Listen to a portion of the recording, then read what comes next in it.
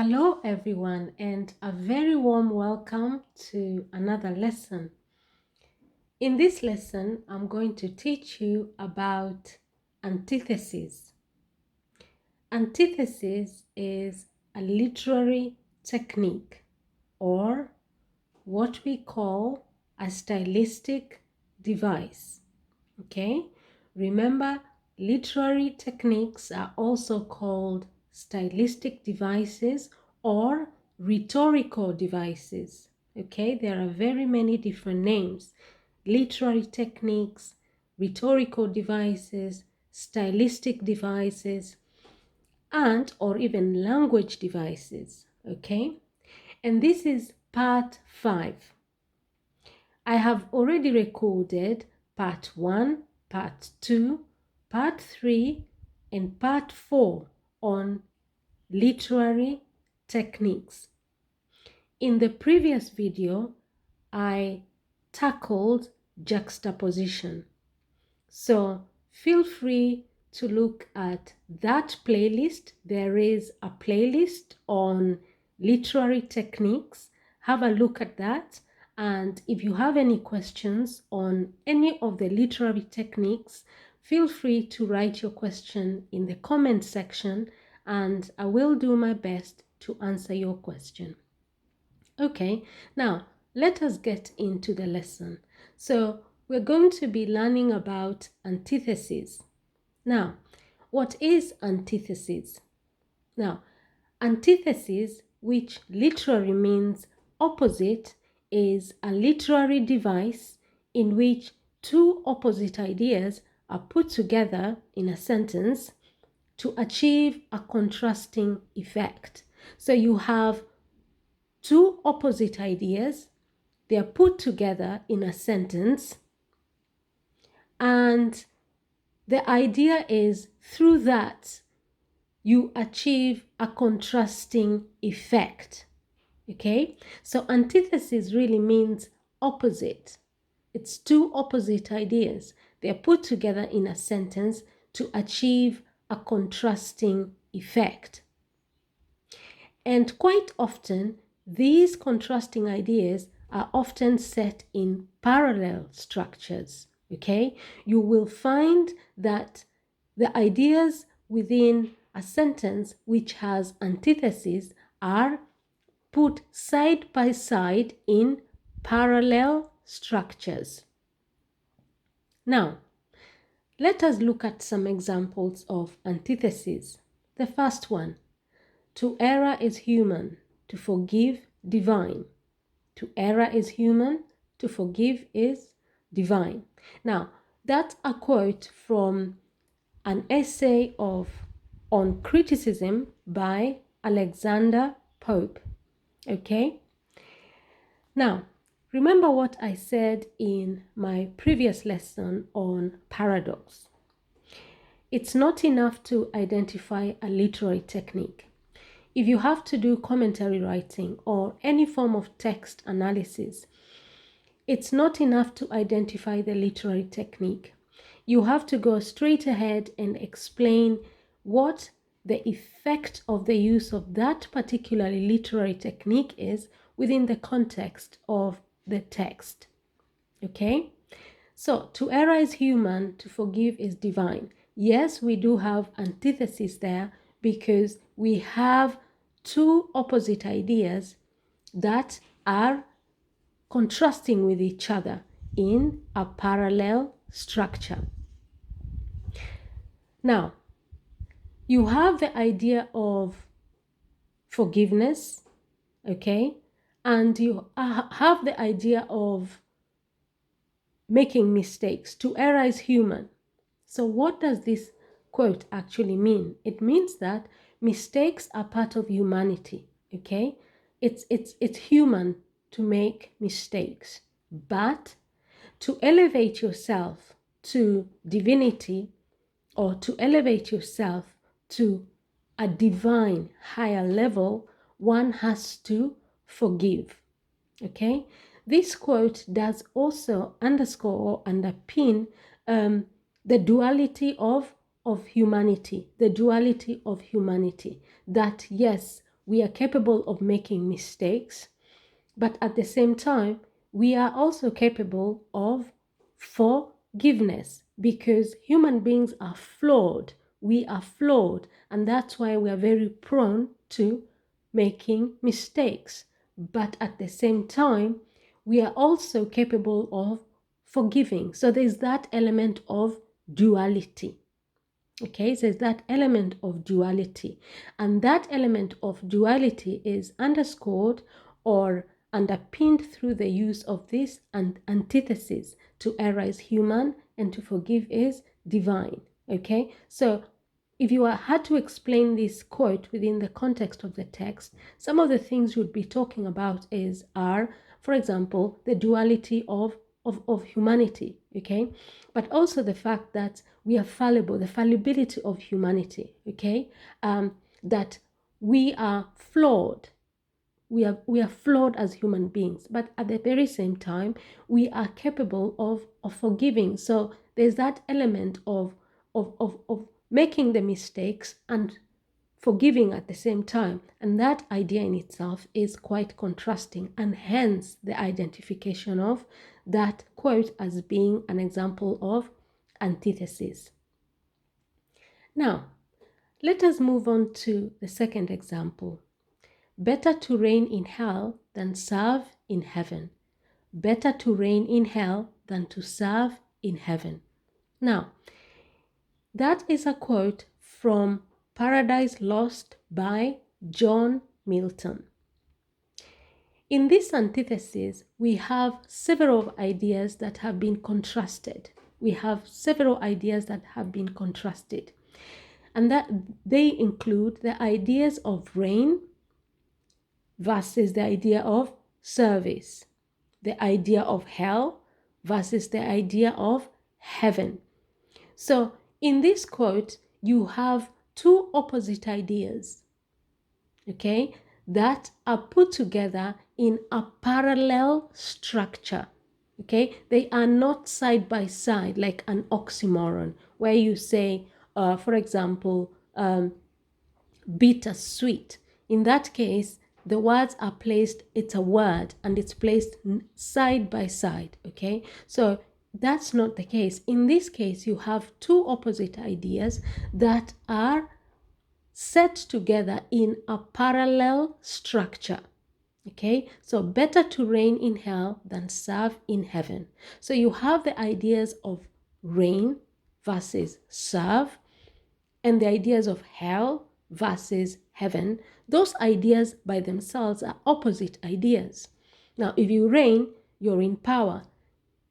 And if you serve, it means that you are a servant. You have no power. Okay, you're serving your master. Okay, if you're reigning, you're the master. If you're serving, you're the servant. So you can see those two opposite ideas there. And then on the other hand, you have hell. Now, hell is the antithesis of heaven. It's the opposite of heaven. Okay, but you can see all these ideas are set in a parallel structure. Okay, so the ideas of reign versus the ideas of serve, and the idea of hell versus the idea of heaven, they are contrasted together. And why? We are now talking about the effect. That is done to underpin or underscore the persona's personal preference and the pros and the cons of his choice. Okay, to underpin the persona's personal preference, personal choice, which is, according to the persona, he finds it better to reign in hell. He would rather be a master in hell than be a servant in heaven. Okay, that is his personal choice. Because, and then you have the pros and the cons of his choice. So in hell, although he will be suffering, he will be a master. So probably in that case, he will be the one who will be inflicting pain on the rest of the people. And then on the other hand, you have the idea of him being in heaven. So he has considered the pros and the cons of his choice, because in heaven, even though heaven is supposed to be a place where there is a lot of happiness and joy, he does not prefer or choose to be in heaven, because in that case, then he will be a servant. His status in heaven will be that of a servant, but his status in hell will be that of a master. And hence, the underpinning of his personal preference, personal choice, to rather be in hell, where he can be a master, than be in heaven, where he will be a servant. Okay? So remember, identify your literary technique, but go right ahead and explain it within the context of the text that you're analyzing. Now, let's move on to example 3. The sun may be the antithesis of the moon. This is just an example of it. This is not a quote or anything. It's just some examples that I'm trying to give you to kind of just really simplify this concept of antithesis. So the sun may be considered to be the antithesis of the moon, because one appears while the other one has already disappeared, okay? And then the devil may be considered to be the antithesis of God, okay? One we associate with godliness and holiness and good deeds, and the other one we associate with wickedness, okay? And destruction, okay? One portrays or projects positivity, the other one negativity. And then you have a conservative may be the antithesis of a liberal. That is within, for example, a political context, okay? Conservatives are considered to be the antithesis of a liberal. And of course, that is based on their political affiliations, okay? Their personal political philosophies and affiliations, okay? Now, let us move on to example 4. We must learn to live together as brothers or perish together as fools. Now, that is a quote by Martin Luther King Jr., okay? We must learn to live together as brothers or perish together as fools. Now, you can see once more that there are several contrasting ideas that are set in parallel structures. We have the ideas of live versus perish. Okay, so live versus perish. So are we going to make the choice to live, or are we going to make the choice to perish? Are we going to make the choice to live together, or are we going to make the choice to perish together? And then on the other hand, you also have the contrast in the words brothers and fools. Okay, and once more, this particular quote kind of underpins that duality, okay? There's that duality. There is that element of contrast, living together or perishing together. And then as brothers or as fools, okay? So once upon here, Martin Luther King is calling upon us as human beings, okay? To make a choice as to whether we are going to live together or perish as brothers or perish together as fools. So in other words, he wants us to think very deeply, okay, and make a choice.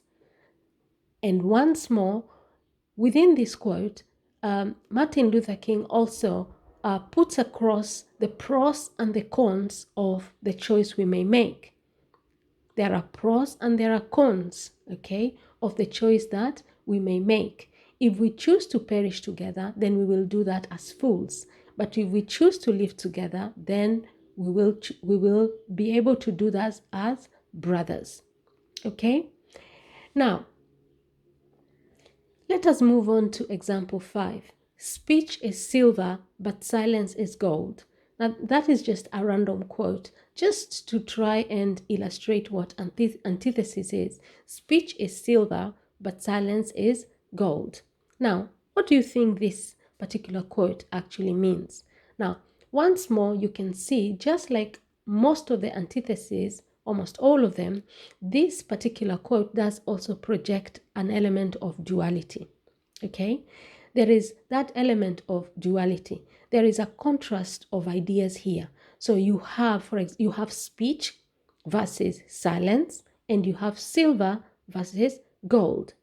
Okay, now what we see, or what is being underpinned through this particular quote, is that you gain more. Okay, you gain more by choosing to be silent in some situations. Okay, that you gain more. Okay, it is more valuable. It is more valuable, just like gold is more valuable than silver.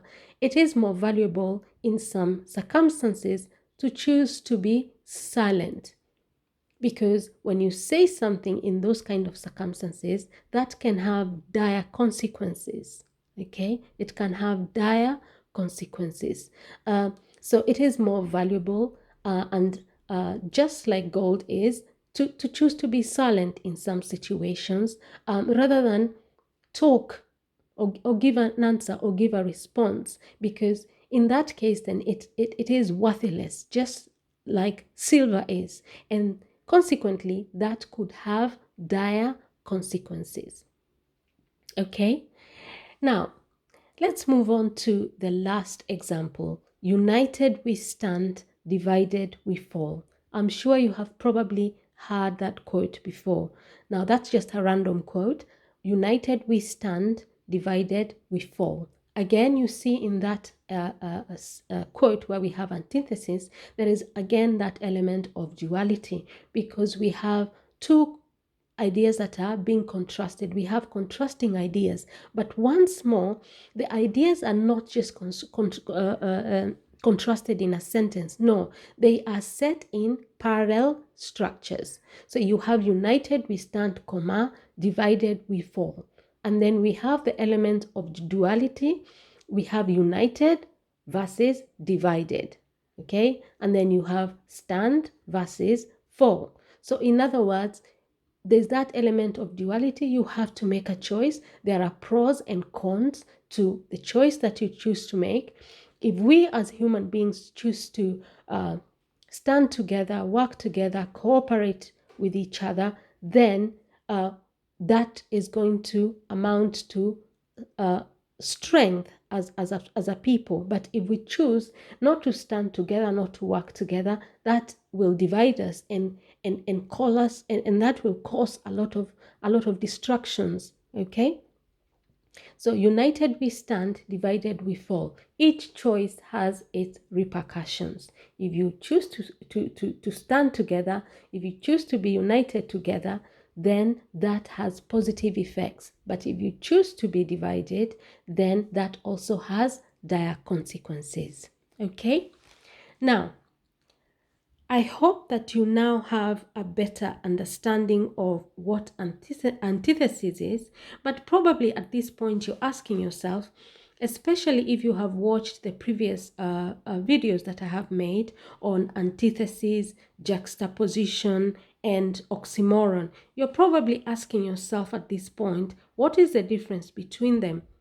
Now, the easiest way for me to actually simplify them is to say that antithesis is a contrast or opposition to something else, where you're opposing an idea, okay? It is a contrast or opposition to something else, okay?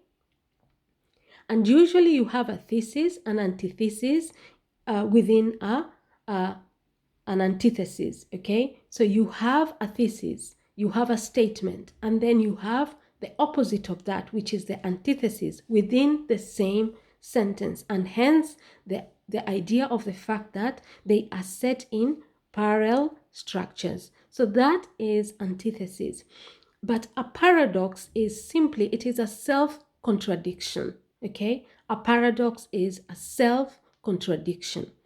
And an oxymoron, okay? An oxymoron is simply where you have two words that are opposite in meaning and they're just put next to each other, like bittersweet, okay? Now, if you would like to know more about juxtaposition, if you would like to know more about oxymorons, feel free to have a look at my playlist on literary techniques. But for now, this brings me to the end of this lesson. Remember, antithesis, you have two opposite ideas that are set in parallel structures to create or to achieve a contrasting effect. If you have any questions, feel free to put them in the comment section. I will be more than happy to answer them to the best of my knowledge.